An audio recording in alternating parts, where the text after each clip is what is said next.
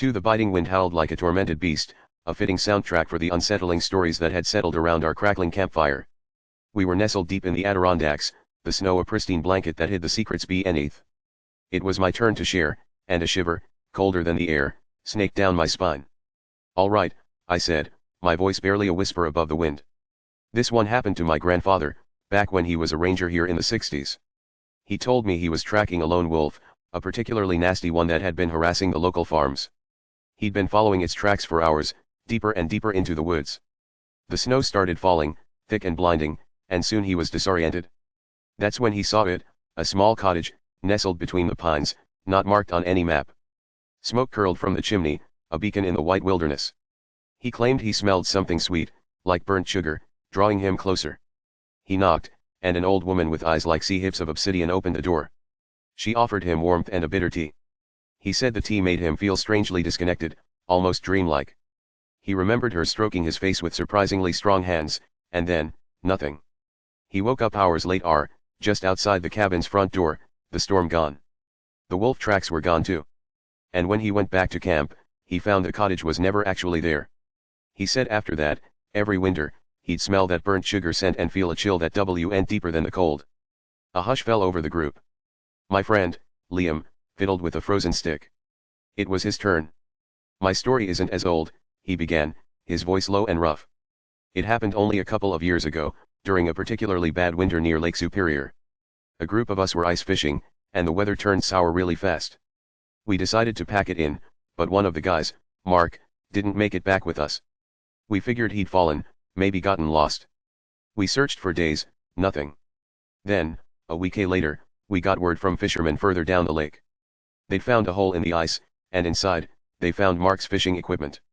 And one of his gloves, frozen solid, like it had been ripped off him. But no Mark. They said the ice around the hole was disturbed, like something had dragged him down. And get this, there'd been no ice fishing holes there before. The ice around it was thicker." Liam's voice trembled. "To this day, they haven't found him. Some of the locals refuse to fish there during winter anymore, saying that the lake takes its due." The fire crackled, momentarily drowning out the wind, giving me time to gather myself for one last story. This one is more recent, and honestly, it freaks me out. I told you about the old logging trail near my grandmother's cabin? Last year, I went out snowshoeing, figuring I'd explore it. It snowed heavily the night before, covering everything. And I swear, I followed fresh tracks. Not animal tracks, human tracks. They weren't boot prints, either, but flat-footed, barely leaving an impression. They led deep into the woods, following the old logging trail, which is abandoned and overgrown. My gut told me to turn back, but some sick part of me wanted to know where they came from. So I followed them. The tracks went for a long way before stopping at a clearing. The snow on the ground looked untouched, except for one single handprint, pressed down deep in snow.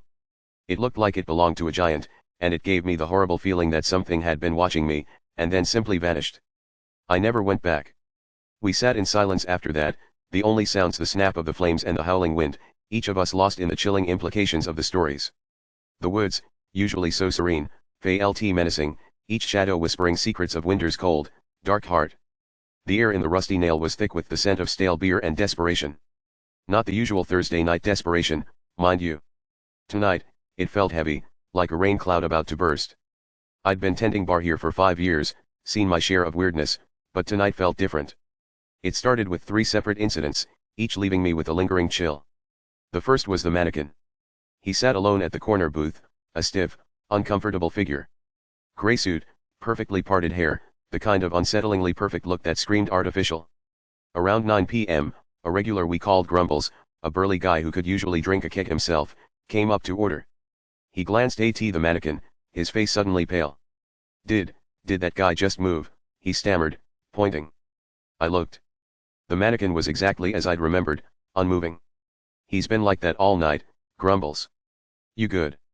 Grumbles just shook his head, took his beer, and scurried away, avoiding eye contact with the corner booth. All night, I kept glancing over, and each time the mannequin remained motionless, yet the unease in the air grew thicker. I swore I saw his head tilt ever so slightly, once. Just once. Next, came the whispering. Around 11 p.m., the bar had thinned out, leaving only a handful of stragglers. I was wiping down the counter when I noticed Mrs. Henderson, A sweet elderly lady who usually came in for a single